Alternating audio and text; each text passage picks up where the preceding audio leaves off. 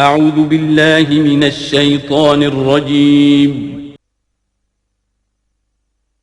بسم اللہ الرحمن الرحیم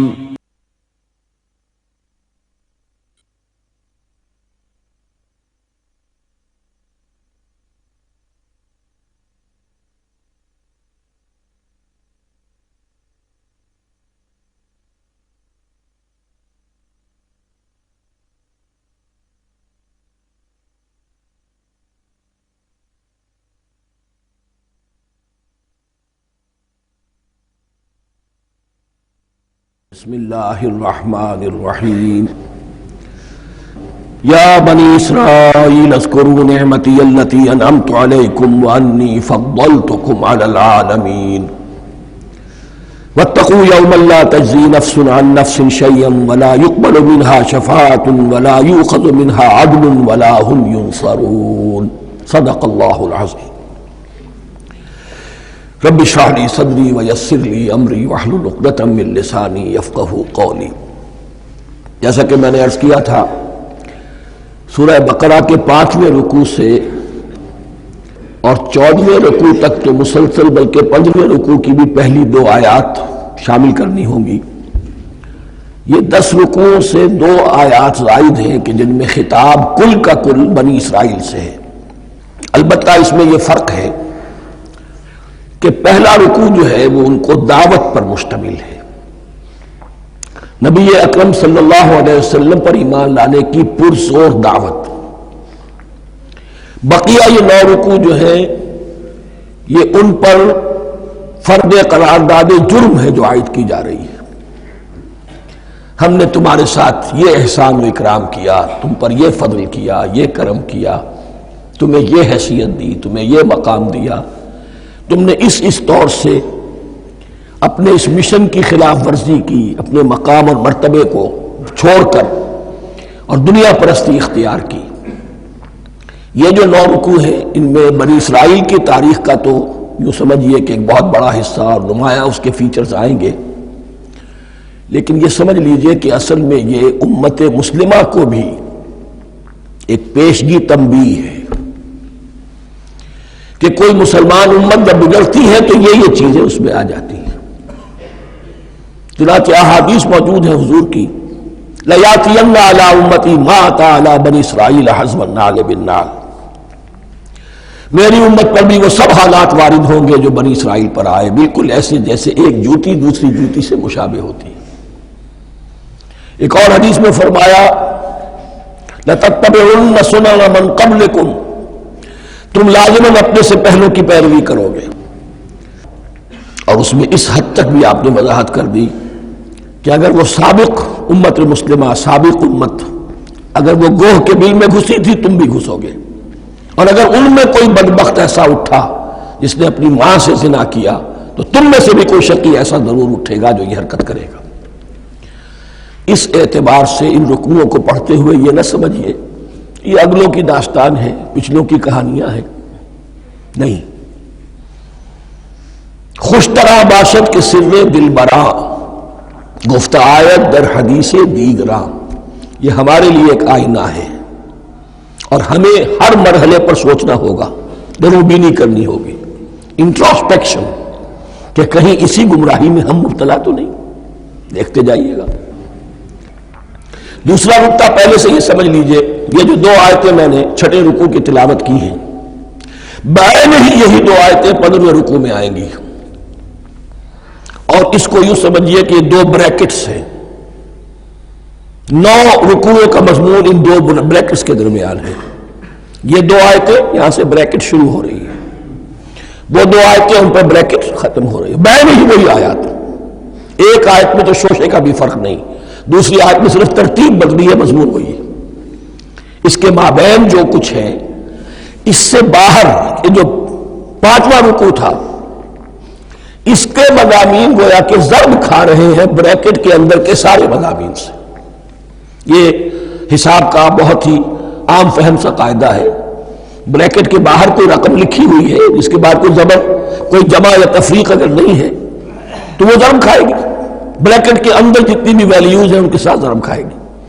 تو گویا کہ ہر قدم پر حضور پر دعوت، ایمان لانے کی دعوت اس پورے معاملے میں موجود ہے، اس لیے کہ اس میں بعض آیتیں ایسی آ گئی ہیں، ایک زیادہ نمایاں ایک کم نمایاں، جن سے کچھ لوگوں کو مغالطہ ہوا یا کچھ لوگوں نے فتنہ پیدا کیا جان بوجھ کر۔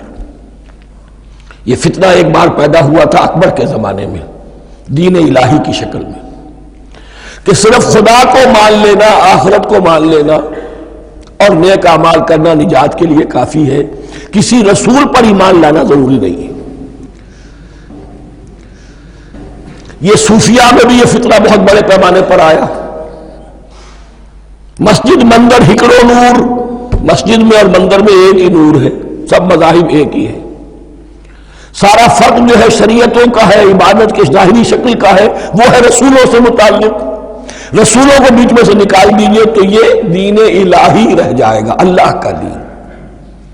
اتنا بڑا فتنہ تھا کہ جب ہندوستان میں سیاسی اعتبار سے، حکومت کے اعتبار سے مسلمانوں کا اقتدار چوٹی پر تھا، کلائمیکس پر، اکبر اعظم، اس وقت یہ دین الہی کا فتنہ اٹھا کہ دین محمدی کا اب دور ختم ہو گیا، وہ 1000 سال کے لیے تھا، 1000 سال پورے ہو گئے، اب الف ثانی ہے، دوسرا 1000 سال ہے، اس کے لیے نیا دین ہے، اسے دین اکبری بھی کہا گیا اور دین الہی بھی کہا گیا۔ اور اس میں ایک آیت آئے گی جس سے استدلال کیا ہے کچھ لوگوں نے۔ اس صدی میں پھر یہ فتنہ اٹھا تھا گاندھی کے فلسفے کے ذریعے سے، اور ایک بہت بڑا نابغہ انسان مسلمانوں میں سے، بہت بڑا نابغہ، جینیس، ابو الکلام آزاد، وہ بھی اس فتنے کا شکار ہو گیا۔ متحدہ قومیت، چنانچہ گاندھی اپنی پرارتھنا میں کچھ قرآن کی تلاوت بھی کراتا تھا، کچھ گیتا بھی پڑھواتا تھا، کچھ اپنشدوں سے، کچھ بائبل سے، کچھ گرو گرنتھ سے، معلوم ہو یہ سب ٹھیک ہے، سب ایک ہے، سب لوگوں کو ایک ہونا چاہیے، ایک قوم ہونا چاہیے، مذہب تو انفرادی معاملہ ہے، کوئی مسجد میں چلا جائے، کوئی مندر میں چلا جائے، کوئی گردوارے میں چلا جائے، کوئی چرچ میں چلا جائے، کوئی سینیگاگ میں چلا جائے، کیا فرق واقع ہوتا ہے؟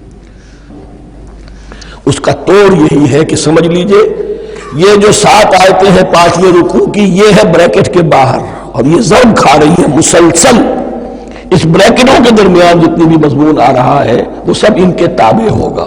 گویا کہ جہاں تک حضور پر ایمان لانے کا معاملہ ہے وہ انڈرسٹوڈ سمجھا جائے گا، مقدر سمجھا جائے گا ہر مرحلے پر ان 2 بریکٹوں کے مابین۔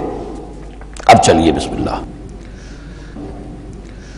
یا بنی اسرائیل اذکروا نعمتی التی انعمت علیکم وانی فضلتکم علی العالمین، اے اسرائیل کی اولاد، یاد کرو میرے اس انعام کو جو تم پر ہوا، اس کی وضاحت میں کر چکا ہوں، لیکن یہاں جو الفاظ آ رہے ہیں بہت زوردار، وانی فضلتکم علی العالمین، میں نے تمہیں فضیلت عطا کی تمام جہانوں پر۔ یہاں ایک قاعدہ نوٹ کر لیجئے، عربی نحو کا قاعدہ یہ ہے کہ کہیں ظرف جس میں کوئی شے ہے، ظرف کی جمع لے لیتے ہیں، مراد ہوتا ہے مظروف، ظرف کے اندر جو شے ہے اس کی جمع۔ تمام جہانوں پر فضیلت، کیا فرشتوں پر بھی فضیلت؟ نہیں، جہان والوں پر، تمام اقوام عالم پر تمہیں فضیلت عطا کی، یہ مطلب ہے اس کا۔ تمام عالموں پر، تمام جہانوں پر، یعنی تمام جہان والوں پر، اس انسان عالم انسانیت کے اندر جتنے بھی مختلف گروہ ہیں، نسلیں ہیں، طبقات ہیں، ان میں فضیلت۔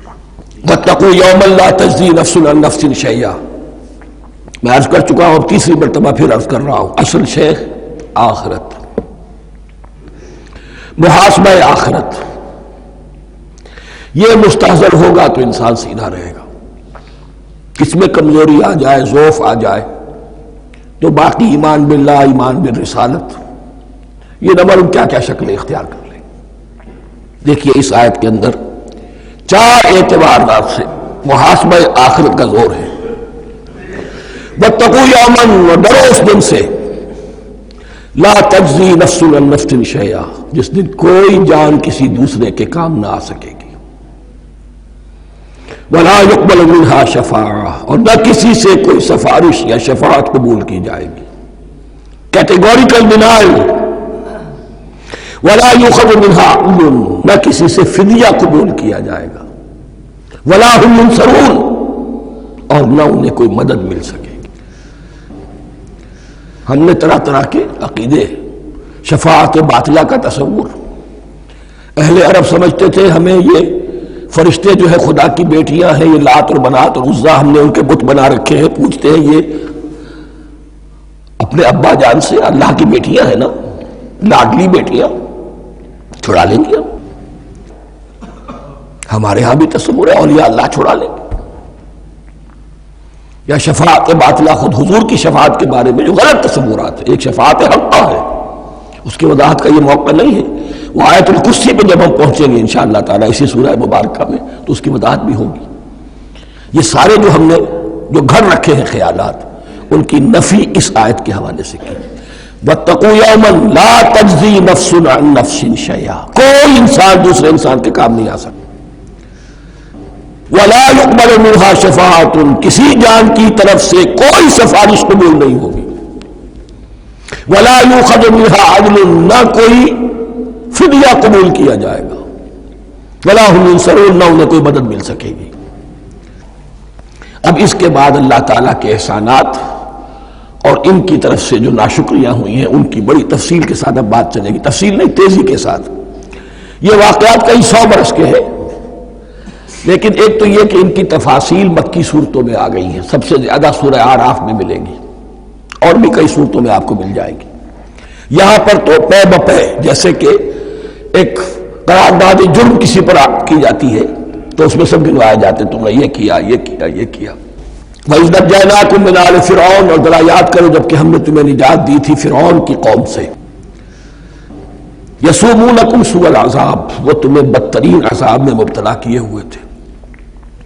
يُذَبِّحُونَ أَبْنَاءَكُمْ وَيَسْتَحْيُونَ نِسَاءَكُمْ، تمہارے بیٹوں کو ذبح کر ڈالتے تھے اور تمہاری عورتوں کو زندہ رکھتے تھے۔ عورتیں تو پھر ان کے کام آتی تھی، گھر میں کام کاج کے لونیاں بنتی تھی، گھروں میں ڈال دیتے تھے، لیکن لڑکوں کو، اور یہ 2 موقع پر ہوا ہے بنی اسرائیل کے ساتھ، یہ بعد میں انشاءاللہ اس کی تفصیل آئے گی۔ وَفِي ذَلِكُمْ بَلَاءٌ مِّن رَبِّكُمْ عَظِيمٌ، اور یقیناً اس میں تمہارے رب کی طرف سے تمہارے لیے بڑی آزمائش تھی۔ وَإِذْ فَرَقْنَا بِكُمُ الْبَحْرَ، اور یاد کرو جب کہ ہم نے تمہارے لیے سمندر کو پھاڑ دیا یا دریا کو پھاڑ دیا۔ یہ ایک مختلف فی بات ہے کہ کس جگہ سے کراس کیا تھا بنی اسرائیل نے ایجپٹ سے سینائی پیننسولا آنے کے لیے، جزیرہ نما سینا میں۔ ایک رائے یہ کہ دریائے نیل کو کراس کر کے گئے ہیں، لیکن یہ بات غلط ہے، دریائے نیل تو مصر کے اندر ہے، وہ کبھی بھی مصر کی حد نہیں بنا۔ کسی کی رائے یہ ہے کہ جو خلیج سویز ہے، بحر قلزم جو ہے، ریڈ سی، وہ اوپر جا کر 2 کھاڑیوں میں تبدیل ہو جاتا ہے، خلیج عقبہ مشرق کی طرف اور خلیج سویس مغرب کی طرف، اور ان کے درمیان میں یہ سینائی پیننسولا جو ہے یہ تکون ہے، جیسے ہندوستان بھارت تکون ہے ایسے یہ پیننسولا ہے، انڈین پیننسولا، سینائی پیننسولا۔ اور یہ سویس کینال کے بعد میں بنی ہے۔ خلیج سویس اور میڈیٹرینین بحیرہ روم کے درمیان یہ کچھ چھوٹی چھوٹی، اگرچہ چھوٹی تھی سمندر کے لحاظ سے، بہت بڑی بڑی جھیلیں تھیں، اور ان جھیلوں ہی کو پھر جوڑ جوڑ کر درمیان میں جو خشکی تھی اس کو کاٹ کر سویس کینال بنائی گئی ہے۔ تو اب تو یہ ایک مسلسل ایک رابطہ ہے، لیکن معلوم ہوتا ہے کہ یا تو خلیج سویس کو کراس کیا ہے حضرت موسیٰ علیہ السلام نے، اور یہی میری رائے زیادہ یہی ہے، اس لیے کہ کوہ طور جو ہے وہ اس پیننسولا کی ٹپ پر ہے، نیچے ہے، یہاں جہاں پر دن کا قیام رہا، اور جہاں پھر حضرت موسیٰ کو 40 دن کے لیے کوہ طور پر بلا کر اور پھر انہیں تورات دی گئی ہے۔ تو معلوم ہوتا ہے کہ جو خلیج سویز ہے اسے کراس کیا ہے۔ کراس کس طرح کیا ہے کہ حضرت موسیٰ کے عصا کی ایک ضرب سے سمندر پھٹ گیا۔ فَكَانَ كُلُّ فِرْقٍ كَالطَّوْدِ الْعَظِيمِ، دونوں طرف چٹانوں کے مانند پہاڑ کی طرح جو ہے وہ سمندر کھڑا ہو گیا، اس کے راستے میں سے یہ نکل گئے۔ اور پھر جب فرعون اور اپنا لشکر لے کر جب آیا ہے، اس نے سوچا ہم بھی نکل جائیں، وہ غرق ہو گئے، اس لیے کہ دونوں طرف کا پانی آپس میں مل گیا۔ یہ تھی کیفیت، اور معجزانہ کیفیت تھی، یہ کوئی فطرت کے یا نیچر کے اصول کے مطابق بات نہیں تھی، اور میں عرض کر چکا ہوں، آپ کو بتا چکا ہوں معجزہ کسے کہتے ہیں۔ وَإِذْ فَرَقْنَا بِكُمُ الْبَحْرَ فَأَنْجَيْنَاكُمْ، جب ہم نے تمہارے لیے یا تمہارے ساتھ سمندر کو پھاڑ دیا تمہارے لیے، تمہارے گزرگاہ بنانے کے لیے، تو تمہیں تو نجات دے دی۔ وَأَغْرَقْنَا آلَ فِرْعَوْنَ وَأَنْتُمْ تَنظُرُونَ، اور تمہاری نگاہوں کے سامنے فرعون کے لاؤ لشکر کو غرق کیا، تم دیکھ رہے تھے، یہ گزر چکے تھے، اس ساحل پر کھڑے ہیں، ادھر سے یہ داخل ہوئے ہیں اور پانی دونوں طرف سے آ کر مل گیا اور یہ غرق ہو گئے۔ وَإِذْ وَعَدْنَا مُوسَىٰ 40 لَيْلَةً، اور یاد کرو پھر جب کوہ طور پر ہم نے موسیٰ کو 40 دن کے لیے بلایا۔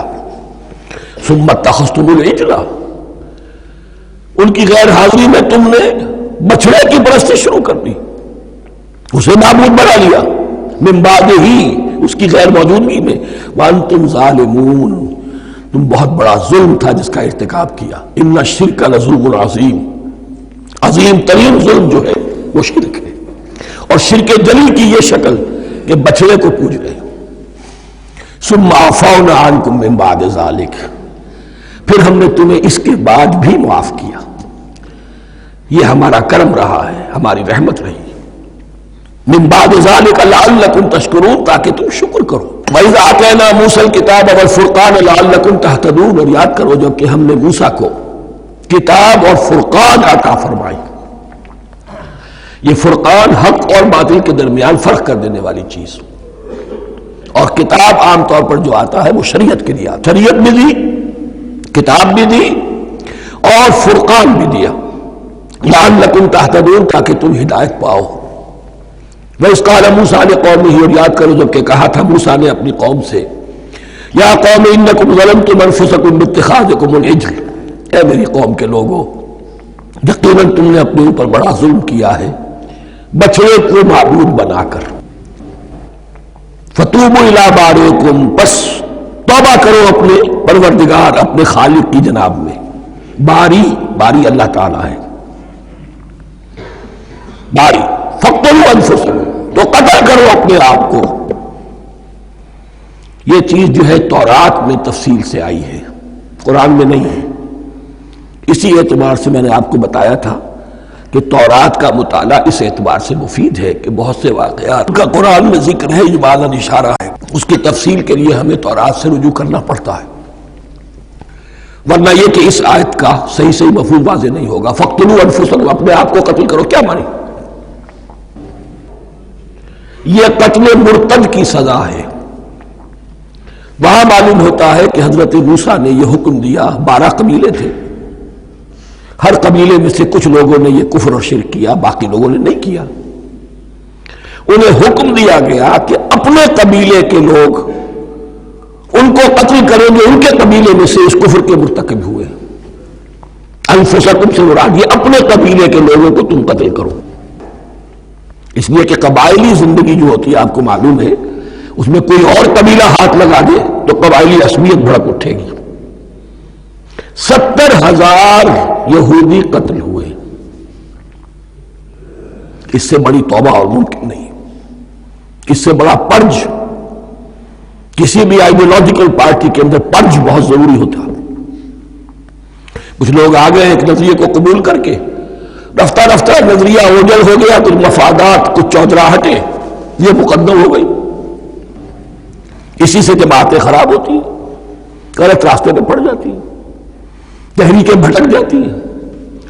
تو آئیڈیولوجیکل پارٹی، نظریاتی جماعتیں پرج کرتی رہتی ہیں کہ جو بھی ہمارے نظریے سے ہٹ گئے اب ان کو ہم کاٹ کر علیحدہ کر۔ تو یہی سے قتل مرتد، تو یہ چیز حدیث میں ہے یا پھر قرآن میں یہاں ہے۔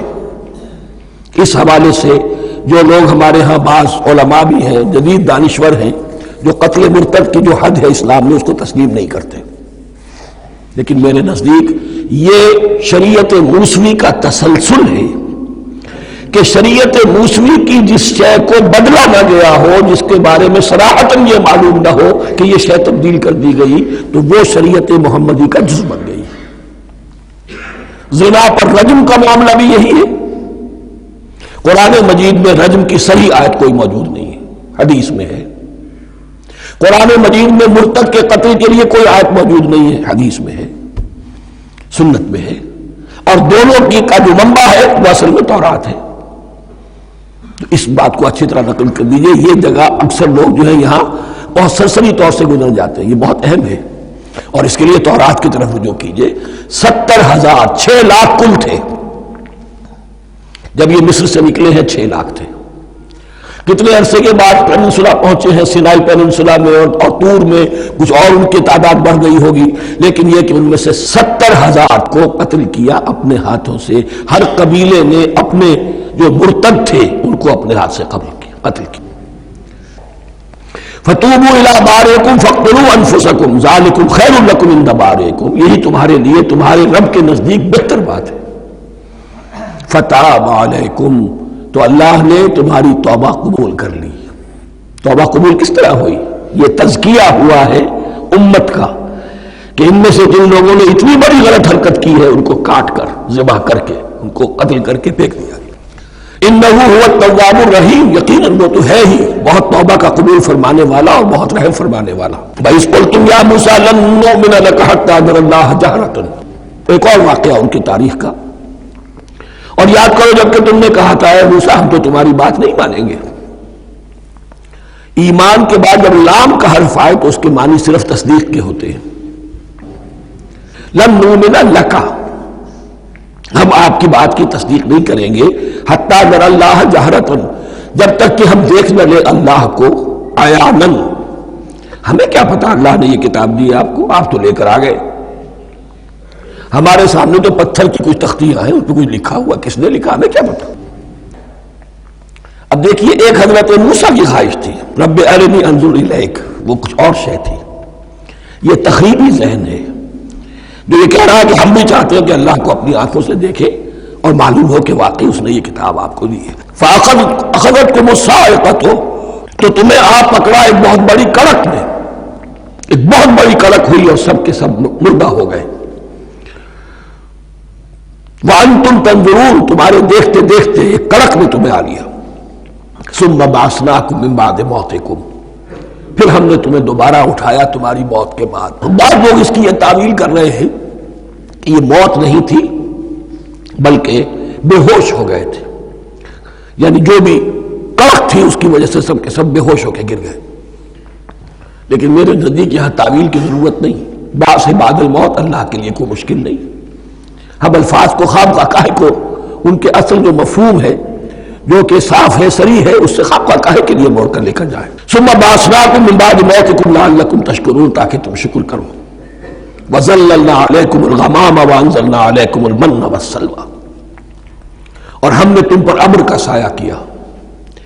اب 6 لاکھ کا قافلہ چل رہا ہے، سینائی پیننسولا، صحرا، کوئی اوٹ نہیں، کوئی سایہ نہیں، دق و دق، دھوپ کی تپش۔ تو اللہ کا فضل ہوا کہ ایک سائے کی طرح ابر جو ہے ان کے ساتھ ساتھ جہاں جہاں وہ جا رہے ہیں وہ ابر ان پر سایہ کیے ہوئے۔ وَأَنزَلْنَا عَلَيْكُمُ الْمَنَّ وَالسَّلْوَىٰ، کھانے کو کچھ نہیں، تو من اور سلوہ نازل کیے گئے۔ من ایسے اترتا تھا رات کے وقت کہ جیسے شبنم کے قطرے ہوتے ہیں، لیکن وہ ہوتا تھا کسی ایسی چیز کا جس میں شیرینی تھی، اور پھر وہ زمین پر آ کر جم کر وہ ایک گویا کے دانہ بن جاتے تھے، یہ ان کا اناج ہو گیا۔ کاربوہائیڈریٹ سپلائی اس سے ہو گئی، من سے۔ اور سلوہ ایک خاص قسم کا پرندہ بٹیر کی شکل کا جو بے پناہ بڑی تعداد میں ان کے بڑے بڑے جھنڈ آتے تھے شام کے وقت، اور وہ ان کے ڈیرا جہاں ہوتا تھا اس کے گرد وہ اتر آتے تھے، اور رات کی تاریکی میں یہ آسانی سے ان کو پکڑتے تھے، ان کو کھاتے تھے بھون کر، اور یہ ان کی پروٹین ہو گئی۔ پوری غذا جو ہے اللہ تعالیٰ نے ان کو فراہم کر دی۔ وَأَنزَلْنَا عَلَيْكُمُ الْمَنَّ وَالسَّلْوَىٰ كُلُوا مِن طَيِّبَاتِ مَا رَزَقْنَاكُمْ، کھاؤ ان پاکیزہ چیزوں کو جو ہم نے تمہیں عطا کی ہیں۔ وَمَا ظَلَمُونَا، ہم نے تو ان پر کوئی ظلم نہیں کیا، وَلَٰكِن كَانُوا أَنفُسَهُمْ يَظْلِمُونَ، لیکن وہ خود ہی اپنے اوپر ظلم ڈھاتے رہے، ہر قدم پر نافرمانی اور ناشکری۔ اس کی بھی ناشکری آگے آ جائے گی چل کر، من و سلوہ سے بھی ناشکری کی انہوں نے۔ وَإِذْ قُلْنَا ادْخُلُوا هَٰذِهِ الْقَرْيَةَ فَكُلُوا مِنْهَا حَيْثُ شِئْتُمْ رَغَدًا وَادْخُلُوا الْبَابَ سُجَّدًا وَقُولُوا حِطَّةٌ نَغْفِرْ لَكُمْ خَطَايَاكُمْ، اور یاد کرو جب کہ ہم نے تم سے کہا تھا اس شہر میں داخل ہو جاؤ، اور پھر کھاؤ اس میں سے بافراغت جہاں سے چاہو جو چاہو، لیکن دیکھنا دروازے میں داخل ہونا جھک کر، اور کہتے رہنا مغفرت مغفرت مغفرت، ہم تمہاری خطاؤں سے درگزر فرمائیں گے۔ اس آیت کو سمجھنے کے لیے ذرا تاریخی بات سمجھ لیجئے۔ صحرائے سینا میں آنے کے بعد، اور یہ جو کتاب تورات انہیں مل گئی تھی، اس کے بعد حضرت موسیٰ علیہ السلام کے ہی زمانے میں انہیں جہاد اور قتال کا حکم ہوا۔ اس سے پوری قوم نے انکار کر دیا، یہ سورہ مائدہ میں آئے گا۔ اس پر اللہ تعالیٰ نے ایک سزا مسلط کر دی ان پر کہ 40 برس تک اسی صحرا میں بھٹکتے پھریں گے۔ اگر یہ ابھی قتال کرتے، جہاد کرتے، تو پورا فلسطین ان کے ہاتھ پر ابھی فتح کرا دیتے، لیکن چونکہ انہوں نے بزدلی دکھائی ہے، اب سزا یہ ہے فَإِنَّهَا مُحَرَّمَةٌ عَلَيْهِمْ 40 سَنَةً يَتِيهُونَ فِي الْأَرْضِ، اب 40 برس تک یہ اسی صحرا میں بھٹکتے پھریں گے، اور ارض فلسطین جو ان کے لیے ارض موعود تھی وہ ان پر حرام کر دی گئی 40 سال کے لیے۔ اس 40 سال کے عرصے میں حضرت موسیٰ کا بھی انتقال ہو گیا، حضرت ہارون کا بھی ہو گیا، اور اس عرصے میں ایک نئی نسل پیدا ہوئی۔ وہ جو غلامی کا داغ اٹھائے ہوئی نسل آئی تھی مصر سے، جن کے اندر مورل کیریکٹر جو ہے وہ بہت کمزور ہو جاتا ہے، وہ پوری نسل ختم ہو گئی، نئی نسل اب پیدا ہوئی۔ 40 برس صحرا میں پیدا ہوئے، یہی پلے بڑھے، ان میں اب ایک جذبہ تھا۔ حضرت موسیٰ کے پھر جو خلیفہ تھے یوشع ابن نون، جوشوا، تورات میں ان کا نام جوشوا ہے، یوشع، ان کی سرکردگی میں اب بنی اسرائیل کی اس نئی نسل نے قتال کیا، جنگ کی، اور پہلا شہر جو فتح ہوا وہ اریحا۔ آج بھی وہ شہر جو ہے یریکو جو آپ دیکھتے ہیں خبروں کے اندر آتا ہے بار بار، اریحا اس کا پرانا نام ہے، یہ شہر فتح ہوا۔ اس فتح کی بات کا تذکرہ ہو رہا ہے، یاد کرو جب کہ ہم نے تم سے کہا تھا اس بستی میں، اس شہر میں داخل ہو جاؤ فاتحانہ، اور پھر جو کچھ یہاں ہے، جو نعمتیں ہیں ان سے متمتع ہو، کھاؤ پیو، لیکن داخل ہونا سجدہ کرتے ہوئے، مراد کیا؟ جھک کر، یعنی ایسا نہ ہو کہ تکبر کی وجہ سے تمہاری گردنیں اکڑ جائیں، گردنیں جھکا کر اللہ کا احسان مانو، یہ نہ سمجھو کہ یہ فتح تم نے حاصل کی۔ اس کی تفسیر اصل میں نظر آتی ہے حضور کی شخصیت میں، کہ جب فتح مکہ کے موقع پر مکے میں داخل ہوئے ہیں تو جس سواری پر آپ بیٹھے ہوئے تھے، آپ کی پیشانی اس کی گردن کے ساتھ جڑی ہوئی تھی۔ یہ وقت ہوتا ہے جب کہ تکبر اور تعلی، فاتح کی حیثیت سے آنا، اور بندہ مومن کے لیے یہی وقت ہے تواضع کا، جھکنے کا۔ وَقُولُوا حِطَّةٌ، حتیٰ یہود تو کہتے ہیں جھاڑ دینے کو، تو اس کے معنی کیا ہے؟ اے اللہ ہمارے گناہ جھاڑ دے، مغفرت، اے اللہ ہمیں مغفرت، ہماری مغفرت فرما، جو خطائیں ہو گئی بخش دے۔ قولوا حِطَّةٌ، تمہاری زبان پر استغفار ہونا چاہیے، تمہاری گردنیں جھکی ہوئی ہونی چاہیے۔ نغفر لکم خطایاکم، اگر تم اس پر عمل کرو گے ہم تمہاری خطائیں جو ہیں انہیں معاف فرما دیں گے۔ وَسَنَزِيدُ الْمُحْسِنِينَ، اور جو تم میں محسن ہوں گے انہیں اور بھی زیادہ دیں گے، اور انعام و اکرام آئیں گے۔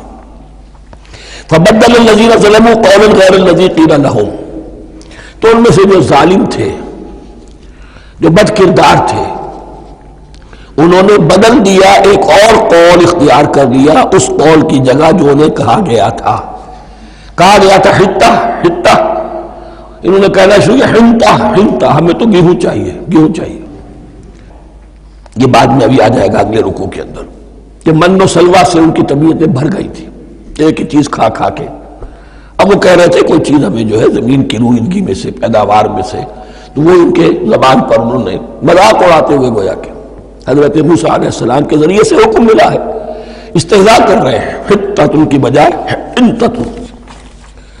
فَأَنزَلْنَا عَلَى الَّذِينَ ظَلَمُوا رِجْزًا مِنَ السَّمَاءِ بِمَا كَانُوا يَفْسُقُونَ، تو جن لوگوں نے یہ حرکت کی تھی ان پر ہم نے آسمان سے ایک بہت بڑا عذاب نازل کیا۔ تورات سے معلوم ہوتا ہے کہ پلیگ آئی، اور جنہوں نے یہ حرکت کی تھی وہ سب کے سب ہلاک ہو گئے یریکو کے اندر، بما كانوا يفسقون، بسبب اس نافرمانی کے جو انہوں نے کی۔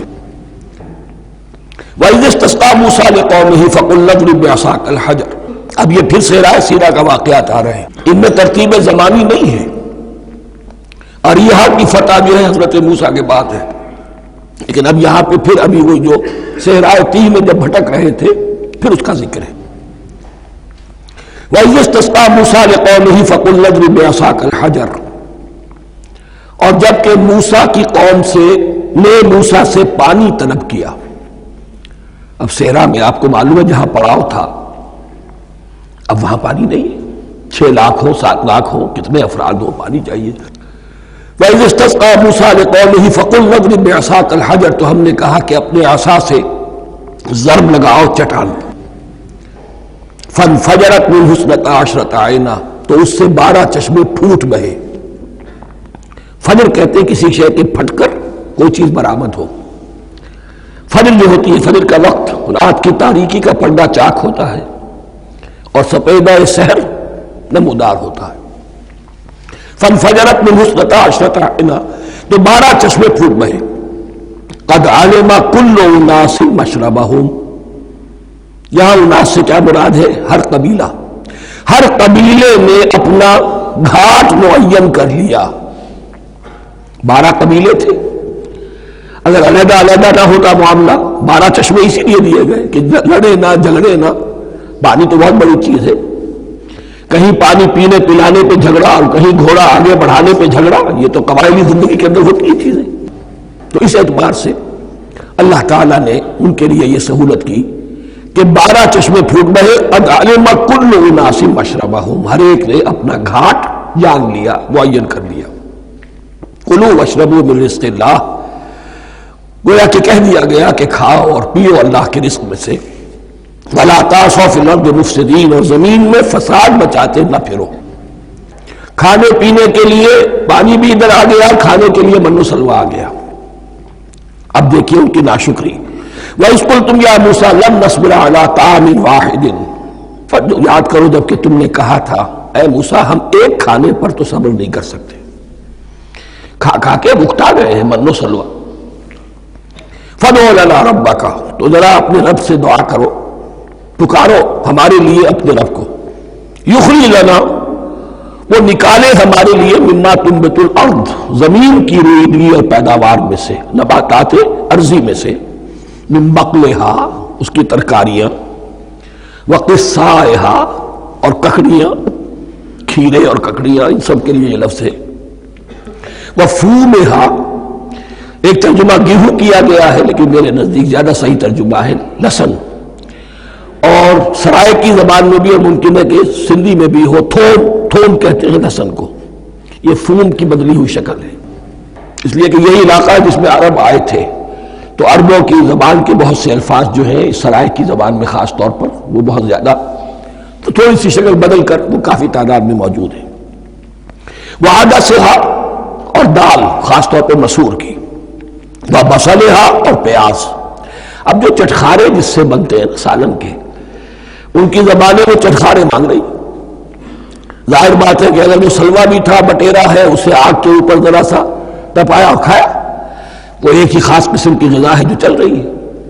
اسی طرح من جو ہے وہ ایک خاص قسم کا سیریل ان کے لیے بن گیا ہے، لیکن یہ جو چٹخارے ہیں یہ تو لہسن سے ہے، پیاز سے ہے، ترکاریوں سے ہے، ان تمام چیزوں سے، دال کا اپنا ایک ذائقہ ہے۔ قَالَ تَسْتَبْدِلُونَ الَّذِي هُوَ أَدْنَىٰ بِالَّذِي هُوَ خَيْرٌ، حضرت موسیٰ نے فرمایا کیا تم وہ شے بدلے میں لینا چاہتے ہو اس کے، کیا وہ شے جو کمتر ہے بدلے میں چاہتے ہو اس کے کہ جو بہتر ہے؟ من و سلوہ کہیں بہتر ہے اللہ کی طرف سے جو تمہیں دیا گیا ہے، تم اس سے تمہارا جی بڑھ گیا ہے، اس کو ہاتھ سے دے کر چاہتے ہو کہ یہ ادنا چیزیں تمہیں ملے۔ اہبطوا مصرا، اب یہ لفظ آ گیا اہبطوا، اب ظاہر بات ہے یہ آسمان سے زمین پر اترنے کے لیے لفظ نہیں ہے اہبطوا، یہاں اس کا ترجمہ صحیح ہوگا سیٹل ڈاؤن سم ویئر۔ اگر زمین کی یہ چیزیں چاہیے تو کہیں سیٹل ہو جاؤ اور کاشت کرو، بیج ڈالو، آبیاری کرو، یہ ساری چیزیں تمہیں مل جائیں۔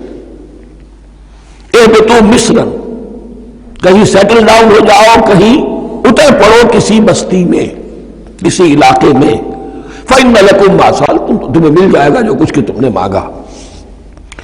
وَضُرِبَتْ عَلَيْهِمُ الذِّلَّةُ وَالْمَسْكَنَةُ وَبَاءُوا بِغَضَبٍ مِّنَ اللَّهِ۔ اب یہ ہے ان کی وہ خباثتیں، ان کے وہ ناشکریاں، ان کی وہ معصیتیں، ان پر جو آخری حکم دیا جا رہا ہے، جو اگر آپ برا نہ مانیں تو میں عرض کروں گا آج یہود پر اتنا اپلیکیبل نہیں ہے جتنا مسلمانوں پر ہے۔ ضربت علیہم الذلۃ والمسکنۃ وباؤوا بغضب من اللہ۔ ذلت اور مسکنت کم ہمتی ان پر تھوپ دی گئی۔ ضربت علیہم، it was heaped upon them.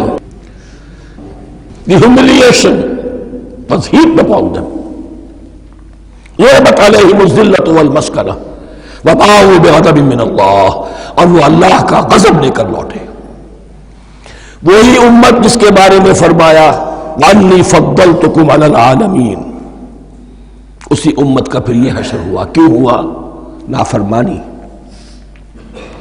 تمہیں کتاب دی تھی کہ تم پیروی کرو، تمہیں کتاب دی تھی کہ اسے قائم کرو۔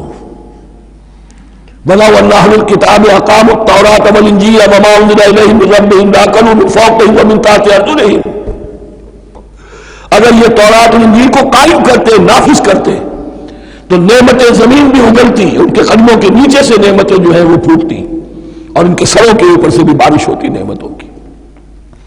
لیکن اگر تم نے اس کو چھوڑ کر اپنی خواہشات، اپنے نظریات، اپنے خیالات، اپنا تمرد، اپنی سرکشی، اپنی حاکمیت، اپنی مصلحتیں، اپنی عقل، اس کو بالا تر کیا، تو پھر جو قوم اللہ کے قانون کی، اللہ کی ہدایت کی، اللہ کی کتاب کی امین ہوتی ہے دنیا میں، وہ اللہ کی ریپریزنٹیٹو ہوتی ہے، نمائندہ ہوتی ہے۔ اگر وہ اپنے عمل سے مس ریپریزنٹ کرے اللہ کو، تو وہ کافروں سے بڑھ کر مغضوب اور کافروں سے بڑھ کر مبغوض ہو جاتی ہے، مغضوب بھی مبغوض بھی۔ انہیں کافروں کو تو دین پہنچانا تمہارے ذمہ تھا، تم نے دین ان کو کیا پہنچانا تھا، تم تو خود دین سے منحرف ہو گئے۔ آج کس جگہ پر امت مسلمہ کھڑی ہے کہ 1.25 ملین یا 1.5 ملین، 125 کروڑ عزت نام کی شے نہیں ہے، کہ عزت نام تھا جس کا گئی تیمور کے گھر سے، سارے معاملات دنیا کے G7 G15 کے ہاتھ میں ہے، سیکیورٹی کونسل اس کے پرماننٹ ممبر کا ویٹو ہے، اور نہ سیکیورٹی کونسل میں اور نہ کہیں کسی G7 میں، نہ G9 میں، نہ G15 میں کوئی مسلمان ملک نہیں۔ کسنمی پرست کی بھیا کیستی، ہماری اپنی پالیسیز کہیں اور طے ہوتی ہیں، ہمارے اپنے بجٹ کہیں اور بنتے ہیں، ہماری صلح اور جنگ کسی اور کے اشارے سے ہوتی ہے، ریموٹ کنٹرول، یہ ذلت اور مسکنت۔ آپ کے ریڈیو پر، ٹیلی ویژن پر خبریں آتی رہیں کہ اتنے مسلمانوں کے ساتھ یہ کر دیا، اتنی مسلمان عورتوں کی بے حرمتی کر دی، لیکن یہاں ہم بیٹھے ہوئے اپنے اپنے دھندوں میں، اپنے اپنے کاروبار میں، اپنی اپنی ملازمتوں میں، اپنے اپنے کیریئرز میں، دنیا میں کیا کچھ ہو رہا ہے۔ بہرحال اس وقت یہ جو ہے، میں نے جیسا کہ عرض کیا تھا کہ یہ ہے تاریخ بنی اسرائیل کی، لیکن خوشترا باشد کے سر دل برا گفت آیت در حدیث دیگراں، یہ ہمارا نقشہ ہے آج اس آیت میں۔ ضربت علیہم الذلۃ والمسکنۃ وباؤوا بغضب من اللہ، اور یہ کیوں؟ ذالک بانہم کانوا یکفرون بآیات اللہ، یہ اس لیے کہ وہ اللہ کی آیات کا انکار کرتے رہے، وَيَقْتُلُونَ النَّبِيِّينَ بِغَيْرِ الْحَقِّ، اللہ کے نبیوں کو ناحق قتل کرتے رہے۔ ہمارے ہاں بھی مجددین امت میں سے کتنے ہیں جو جیلوں میں ڈالے گئے، جن کو ایسی ایسی مار پڑی ہے کہ کہا جاتا کہ ہاتھی کو بھی وہ مار پڑتی تو برداشت نہ کرتا۔ احمد ابن حنبل کے ساتھ کیا ہوا؟ ابو حنیفہ جیل میں انتقال کیا، امام مالک کے کندھے کھینچ دیے گئے، اتار دیے گئے، منہ کالا کر کے اور اونٹ پر بٹھا کر پھرایا گیا۔ امام دار الہجرہ شیخ احمد سرہندی جیل میں رہے، سید احمد بریلوی اور ان کے ساتھیوں کو خود مسلمانوں نے تہہ تیغ کیا ہے۔ بہرحال یہ داستانیں ہیں، اب نبی تو کوئی نہیں آئے گا، ان کے ہاں نبی تھے، ہمارے ہاں مجددین ہیں، علماء حق ہیں، ایسے کہ حدیث بھی ہے علماء امتی کا انبیاء بنی اسرائیل، تو جو انہوں نے انبیاء کے ساتھ کیا ہم نے مجددین اور علماء کے ساتھ کیا۔ ذالک بما عصوا وکانوا یعتدون، اور یہ ہوا ان کی نافرمانیوں کی وجہ سے اور حد سے تجاوز کرنے کی وجہ سے۔ اللہ تعالیٰ تو ظالم نہیں ہے، اللہ نے تو اونچا مقام دیا تھا، ہمیں بھی خیر امت قرار دیا، کنتم خیر امت اخرجت للناس تأمرون بالمعروف وتنہون عن المنکر وتؤمنون باللہ۔ اب اگر ہم نے وہ اپنا مشن چھوڑ دیا تو ذلت اور مسکنت وہ ہمارا مقدر بن گئی۔ اللہ کا قانون اور اللہ کا عدل بے لاگ ہے، وہ فرام امہ ٹو امہ چینج نہیں ہوتا۔ سنت اللہ جو ہے لن تجد لسنت اللہ تحویلا ولن تجد لسنت اللہ تبدیلا، اللہ کی سنت بدلتی نہیں۔ بنی اسرائیل کا جو حشر ہوا آج وہ ہمارا ہو رہا ہے۔ بہرحال اس پر میری جو کتاب ہے سابق اور موجودہ مسلمان امتوں کا ماضی حال اور مستقبل، اس کا مطالعہ کیجیے۔ اب آ گئی وہ آیت کہ جس سے استدلال کیا گیا ہے کہ ایمان بالرسالت نجات کے لیے ضروری نہیں ہے۔ ان الذین آمنوا والذین ہادوا والنصارى والصابئین من آمن باللہ والیوم الآخر وعمل صالحا فلہم اجرہم عند ربہم ولا خوف علیہم ولا هم یحزنون۔ یقیناً جو لوگ ایمان لائے، اور اس سے مراد ہے جو ایمان لائے حضور پر، محمد پر صلی اللہ علیہ وسلم، والذین ہادوا، اور جو یہودی ہو گئے، والنصارى اور نصرانی، والصابئین، اور صابی وہ لوگ تھے عراق کے علاقے میں رہتے تھے جو کہتے تھے کہ ہم دین ابراہیمی پر ہیں، لیکن ان کے ہاں بھی بہت کچھ بگڑ گیا تھا، جیسے حضرت ابراہیم کی نسل حضرت اسماعیل کی نسل بگڑ گئی تھی تو اس طرح وہ بھی بگڑ گئے تھے، ستارہ پرستی زیادہ تر ان کے ہاں تھی۔ من آمن باللہ والیوم الآخر، جو کوئی بھی ایمان لایا اللہ پر اور یوم آخر پر، وعمل صالحا، اور اس نے عمل کیے اچھے، فلہم اجرہم عند ربہم، تو ان کے لیے محفوظ ہے ان کا اجر ان کے رب کے پاس، ولا خوف علیہم ولا هم یحزنون، اور نہ ان پر کوئی خوف ہوگا اور نہ وہ کسی حزن سے دوچار ہوں گے۔ ظاہر الفاظ کے اعتبار سے دیکھیے کہ یہاں ایمان بالرسالت کا ذکر نہیں ہے۔ ویسے تو اگر کوئی اس سے یہ غلط استدلال کرتا ہے تو اس کا پہلا جو اصولی جواب ہے وہ تو یہ ہے کہ ایسی حدیثیں بھی موجود ہے، من قال لا الہ الا اللہ دخل الجنہ، تو اس کی کیا معنی ہے؟ صرف کہنے سے جنت میں داخل ہو جائے گی، کسی عمل کی ضرورت نہیں۔ جواب یہ دیا جائے گا پورے قرآن کو سامنے رکھو، پورے حدیث کے ذخیرے کو سامنے رکھو، کسی ایک جگہ سے کوئی ایک نتیجہ نکال لینا وہ صحیح نہیں۔ لیکن اس کے علاوہ وہ اصول جو میں بیان کر چکا ہوں کہ یہ سلسلہ شروع کہاں سے ہوا ہے، 5واں رکوع، وآمنوا بما انزلت مصدقا لما معكم ولا تكونوا اول کافر به، انہیں ایمان کی زوردار دعوت سے تو یہ ساری بات شروع ہوئی ہے۔ اب فصاحت اور بلاغت کا یہ تقاضا ہے کہ بار بار اس کو دہرایا نہ جائے، وہ بات انڈرسٹوڈ رہے گی، مقدر رہے گی، سمجھی جائے گی کہ ہر جگہ پر وہ موجود ہے، اس لیے کہ ساری گفتگو ہو رہی ہے اسی کے حوالے سے۔ وآمنوا بما انزلت مصدقا لما معكم ولا تكونوا اول کافر به ولا تشتروا بآیاتی ثمنا قلیلا وإیایا فاتقون۔ اس حوالے سے یوں سمجھیے اب اس آیت کو کہ یہاں پر کچھ الفاظ محذوف مانے جائیں گے، ان الذین آمنوا والذین ہادوا والنصارى والصابئین من آمن باللہ والیوم الآخر وعمل صالحا فی ایامہم فلہم اجرہم عند ربہم ولا خوف علیہم ولا هم یحزنون۔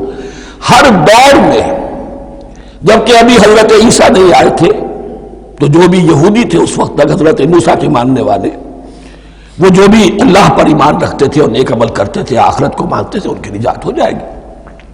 لیکن حضرت عیسیٰ کے آنے کے بعد ان کو نہیں مانا، اب وہ کافر قرار۔ لیکن اب حضرت عیسیٰ کے آنے کے بعد جب تک حضور نہیں آئے جو بھی مانتا ہے لیکن یہ کہ شرط یہی ہوگی کہ اپنے اپنے زمانے میں اصل میں نفی جس بات کی جا رہی ہے وہ یہ ہے کہ یہ نہ سمجھو کہ کسی گروہ میں ہونے سے نجات ہوتی ہے. نجات کسی گروہ میں ہونے کی وجہ سے نہیں ہے، نجات کی بنیاد ایمان اور عمل صالح ہے. کسی رسول پر ایمان لانا اپنے دور کے رسول پر وہ تو لازم ہے، لیکن یہ ہے کہ اس پر ایمان تو لے آئے اور وہ عمل صالح نہیں ہے تو نجات نہیں ہوگی. تو یہ اپنے اپنے دور میں اپنے اپنے زمانے میں ہر امت کے لیے وَلِكُلِّ أُمَّةٍ أَجَلٌ قرآن مجید کے ایک مقام پر آیا ہے، ہر امت کے لیے ایک خاص معین مدت ہے. اس معینہ مدت میں اب ظاہر بات ہے جو لوگ حضور کی بعثت سے پہلے فوت ہو گئے ان پر تو کوئی ذمہ داری نہیں تھی حضور پر ایمان لانے کی، اور ایسے لوگ تھے، ایسے موحدین مکے میں موجود تھے جو یہ کہتے تھے کعبے کے پردے پکڑ پکڑ کر اے اللہ ہم صرف تجھے پوجنا چاہتے ہیں، صرف تیری بندگی کرنا چاہتے ہیں، لیکن جانتے نہیں کیسے کریں. یہ بات موجود تھی اور ان کا انتقال بھی ہو گیا. یہ زید، سعید ابن زید، سعید جو حضرت عمر کے بہنوئی تھے اور وہ عشرہ مبشرہ میں سے ہیں، ان کی اہلیہ حضرت فاطمہ بنت خطاب، ان دونوں کے ایمان کو اللہ نے ذریعہ بنایا حضرت عمر کے ایمان کا. اور یہ والد تھے سعید کے زید، وہ یہ کہتے ہوئے دنیا سے چلے گئے حضور کی ابھی بعثت ہی نہیں ہوئی تھی، اللہ میں صرف تیری بندگی کرنا چاہتا ہوں، کیسے کروں یہ نہیں جانتا. اسی کو ذہن میں رکھیے، اہدنا الصراط المستقیم جو میں نے کہا تھا، ایک سلیم الفطرت انسان، سلیم العقل انسان توحید تک پہنچ جاتا ہے، آخرت کو پہچان لیتا ہے، لیکن اب کیا کروں؟ اس شریعت کے لیے، ان احکام کے لیے وہ دستے سوال دراز کرنے پر مجبور ہے. الحمدللہ رب العالمین الرحمن الرحیم مالک یوم الدین ایاک نعبد و ایاک نستعین اہدنا الصراط المستقیم. اسی صراط المستقیم کی دعا کا یہ جواب اب آئے گا، شروع ہوگا سورہ بقرہ سے. یہ کرو، یہ نہ کرو، یہ فرض ہے، یہ تم پر لازم کیا گیا، یہ چیز حرام کی گئی، وغیرہ وغیرہ. ان الذين آمنوا والذين هادوا والنصارى والصابئين من آمن بالله واليوم الآخر وعمل صالحا، اور محذوف الفاظ فی ازمنتہم، اپنے اپنے زمانے میں، یا فی ایامہم، فلہم اجرہم عند ربہم ولا خوف علیہم ولا هم یحزنون. وَإِذْ أَخَذْنَا مِیثَاقَکُمْ وَرَفَعْنَا فَوْقَکُمُ الطُّورَ، اور ذرا یاد کرو جب کہ ہم نے تم سے عہد لیا، قول و قرار لیا، اور تمہارے اوپر اٹھا دیا طور کو، پہاڑ کو. جب تورات دی گئی تو اس وقت ایک کیفیت معجزانہ طور پر ایسی پیدا کی گئی، ان کے اوپر ایک روب ڈالنے کے لیے اور خشیت قلب میں پیدا کرنے کے لیے کوہ طور اٹھا کر معلق کر دیا گیا. اس وقت کہا گیا خذوا ما آتیناکم بقوۃ، تو اس قول و قرار کے وقت ایک معجزے کی شکل یہ ہوئی تھی. وَإِذْ أَخَذْنَا مِيثَاقَكُمْ وَرَفَعْنَا فَوْقَكُمُ الطُّورَ خُذُوا مَا آتَيْنَاكُمْ بِقُوَّةٍ وَاذْكُرُوا مَا فِيهِ لَعَلَّكُمْ تَتَّقُونَ. پکڑو اس کو مضبوطی کے ساتھ جو ہم نے تمہیں دیا ہے، اس حدیث، اس کتاب کو، تورات کو، اس شریعت کو، ان احکام کو. وَاذْكُرُوا مَا فِيهِ، اور یاد رکھو اسے جو کچھ کہ اس میں ہے، لَعَلَّكُمْ تَتَّقُونَ، تاکہ تم بچ سکو. ثُمَّ تَوَلَّيْتُم مِّن بَعْدِ ذَلِكَ، پھر تم نے روگردانی کی اس کے بعد، اس میثاق کو توڑا، میثاق الست کو توڑا تھا، اور دوسرے یہ میثاق شریعت جو تم سے لیا گیا اس کو بھی توڑا. ثم تولیتم من بعد ذلک فلولا فضل اللہ علیکم ورحمتہ لکنتم من الخاسرین.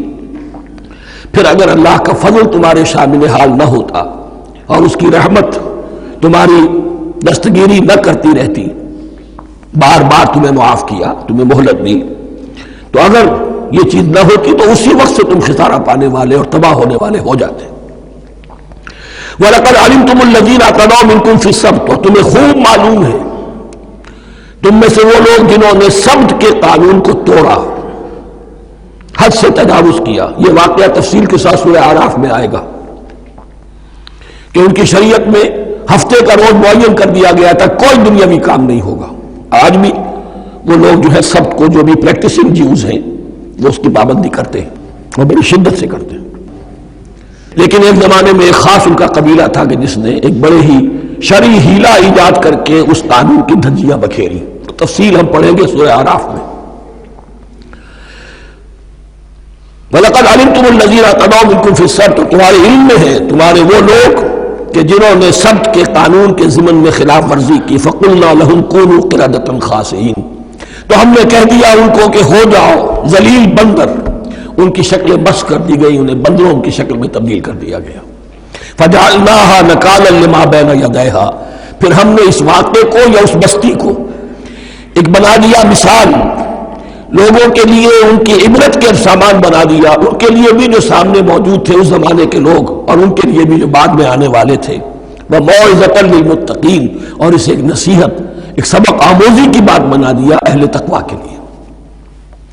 وَإِذْ قَالَ مُوسَىٰ لِقَوْمِهِ إِنَّ اللَّهَ يَأْمُرُكُمْ أَن تَذْبَحُوا بَقَرَةً، اور یاد کرو جب کہ موسیٰ نے اپنی قوم سے کہا یقیناً اللہ تمہیں حکم دیتا ہے کہ گائے کو ذبح کرو۔ یہ واقعہ میں پہلے آپ کو بتا دوں، پھر ہم یہ آیات تیزی سے پڑھ لیں گے۔ بنی اسرائیل میں ایک شخص قتل ہو گیا عامل نامی، اور قاتل کا پتہ نہیں چل رہا تھا۔ اللہ تعالیٰ نے حضرت موسیٰ کے ذریعے سے انہیں حکم دیا کہ ایک گائے کو ذبح کرو اور اس کے جسم کے ایک ٹکڑے سے اس مردے کو چھوڑو، وہ جی اٹھے گا اور وہ بتا دے گا میرا قاتل کون ہے۔ اب یہ کہ یہ معجزات کی شکل ہے جو بار بار آ رہے ہیں، اور سابق اس امت کے اندر معجزات کا آپ کو بہت عمل دخل ملے گا۔ اس میں ایک تو یہ کہ گائے کو ذبح کرنا، وہ گائے کے تقدس کا جو ان کے دل میں ذہن میں تھا، تو ذبح کرنے سے اس کے اوپر بھی گویا کہ ایک تلوار چلائی گئی، اور پھر انہیں دکھا بھی دیا گیا کہ ایک آدمی زندہ بھی ہو سکتا ہے، بعد سے بعد الموت کا بھی ایک نقشہ دکھا دیا گیا انہیں۔ لیکن انہیں جب یہ حکم ملا اور ان کے دلوں کے اندر وہ بچڑے کی اور گائے کی تقدیس جو ہے وہ پلی ہوئی تھی، اب انہوں نے سوال کر کے کسی طریقے سے بچنے کے لیے نیم بیخ نکالی، کیسی گائے ہو، کیا رنگ ہو، کس طرح کی ہو، کس عمر کی ہو۔ بالآخر یہ کہ جب ہر طرف سے گھیراؤ ان کا ہو گیا اور سب چیزیں جو ہیں ان کے سامنے واضح کر دی گئی، تب انہوں نے یوں سمجھیے چاروں ناچار بادل ناخواستہ اس حکم پر عمل کیا۔ بس اب ترجمہ کر لیجئے۔ وَإِذْ قَالَ مُوسَىٰ لِقَوْمِهِ إِنَّ اللَّهَ يَأْمُرُكُمْ أَن تَذْبَحُوا بَقَرَةً، اور یاد کرو جب کہ موسیٰ نے کہا اپنی قوم سے کہ اللہ حکم دیتا ہے تمہیں کہ ایک گائے کو ذبح کرو۔ قَالُوا أَتَتَّخِذُنَا هُزُوًا، انہوں نے کہا کہ آپ ہمارے ساتھ کوئی ٹھٹھا کر رہے ہیں، مذاق اڑا رہے ہیں، یہ کیا بات آپ کہہ رہے ہیں؟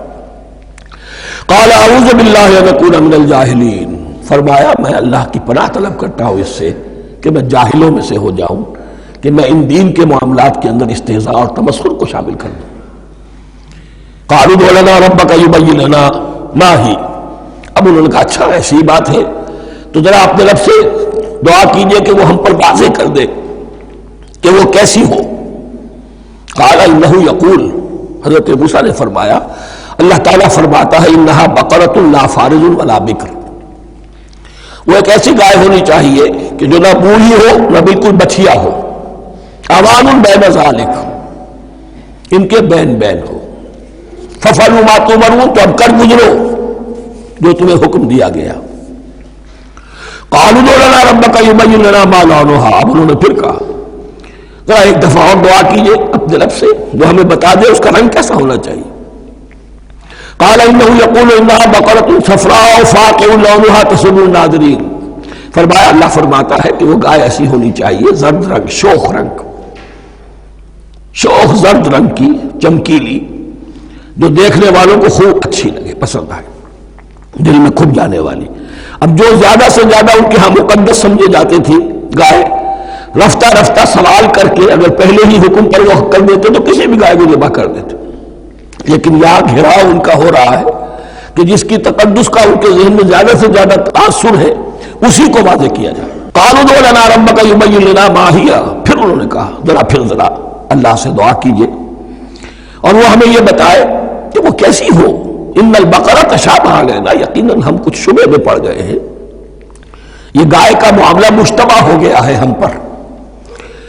قال انه يقول، فرمایا اللہ فرماتا ہے انها بقرۃ لا ذلول تثير الارض ولا تسقي الحرث، وہ ایک ایسی گائے ہونی چاہیے کہ جو کوئی جس سے مشقت نہ لی جاتی ہو، نہ وہ ہل جوتتی ہو اور نہ وہ رہٹ کا پانی کھینچتی ہو۔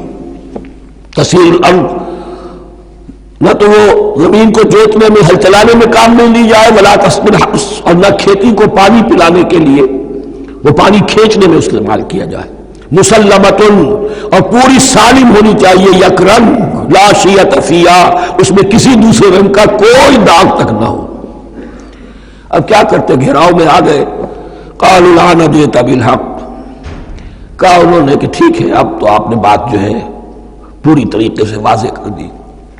فذبحوها وما كانوا يفعلون، تب انہوں نے اس کو ذبح کیا اور وہ کرنے والے نہیں تھے، دل میں نہیں تھا، باطل ناخواستہ۔ اب دیکھیے یہاں ترتیب ذرا واقعے کی جو ہے مختلف ہو گئی ہے۔ جو اس ذبح بقرہ کا سبب تھا وہ بعد میں بیان ہو رہا ہے، تورات میں چونکہ واقعات کو اس طریقے سے بیان کیا ہے لہذا وہاں ترتیب دوسری ہے۔ وَإِذْ قَتَلْتُمْ نَفْسًا فَادَّارَأْتُمْ فِيهَا، اور یاد کرو جب کہ تم نے ایک جان کو قتل کیا تھا اور اس کا الزام تم ایک دوسرے پر لگا رہے تھے، یعنی کسی کا پتہ نہیں چل رہا تھا قاتل کون ہے۔ وَاللَّهُ مُخْرِجٌ مَا كُنتُمْ تَكْتُمُونَ، اور اللہ تعالیٰ فیصلہ کر چکا تھا کہ جو کچھ تم چھپا رہے ہو اسے نکال کر رہے گا، واضح کرے گا۔ فَقُلْ اضْرِبُوهُ بِبَعْضِهَا، تو ہم نے حکم دیا کہ اس کی لاش کو اس گائے کے ایک ٹکڑے سے، اس کے جسم کے ایک حصے سے ضرب لگاؤ۔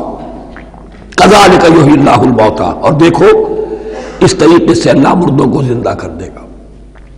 تھوڑی دیر کے لیے وہ زندہ ہوا اور اس نے اپنے قاتل کا نام بتا دیا۔ وَيُرِيكُمْ آيَاتِهِ لَعَلَّكُمْ تَعْقِلُونَ، اور وہ تمہیں دکھاتا ہے اپنی آیات تاکہ تم عقل سے کام لو۔ اب جو الفاظ آ رہے ہیں بہت سخت ہیں، بہت سخت ہیں، لیکن ان کو پڑھتے ہوئے ضرور بینی ضرور کیجیے گا، اپنے اندر جھانکیے گا۔ ثُمَّ قَسَتْ قُلُوبُكُمْ، پھر تمہارے دل سخت ہو گئے جب دین میں ہیلے بہانے نکالے جانے لگے اور ہیلوں بہانوں کے ذریعے سے شریعت کے احکام سے بچا جائے، اللہ کو دھوکہ دینے کی کوشش کی جائے، اس کا جو نتیجہ نکلتا ہے وہ دل کی سختی ہے۔ ثم قست قلوبکم، پھر تمہارے دل سخت ہو گئے۔ فہی کالحجارۃ او اشد قسوہ، تو وہ تو اب پتھروں کے مانند ہیں بلکہ سختی میں ان سے بھی زیادہ شدید ہے۔ یہ ویسے بھی فصاحت البلاغت کا بھی بڑا ایک عمدہ مقام ہے قرآن کا۔ وَإِنَّ مِنَ الْحِجَارَةِ لَمَا يَتَفَجَّرُ مِنْهُ الْأَنْهَارُ، پتھروں میں سے تو ایسے بھی ہوتے ہیں جن میں سے چشمے پھوٹ بہتے ہیں۔ وَإِنَّ مِنْهَا لَمَا يَشَقَّقُ فَيَخْرُجُ مِنْهُ الْمَاءُ، اور ایسے بھی ہیں جو شق ہو جاتے ہیں، پتھر چٹانیں، ان میں سے پانی برآمد ہو جاتا ہے۔ وَإِنَّ مِنْهَا لَمَا يَهْبِطُ مِنْ خَشْيَةِ اللَّهِ، اور ان میں وہ بھی ہوتے ہیں جو اللہ کے خوف سے گر پڑتے ہیں۔ وَمَا اللَّهُ بِغَافِلٍ عَمَّا تَعْمَلُونَ، اور اللہ تعالیٰ غافل نہیں ہے اس سے جو تم کر رہے ہو۔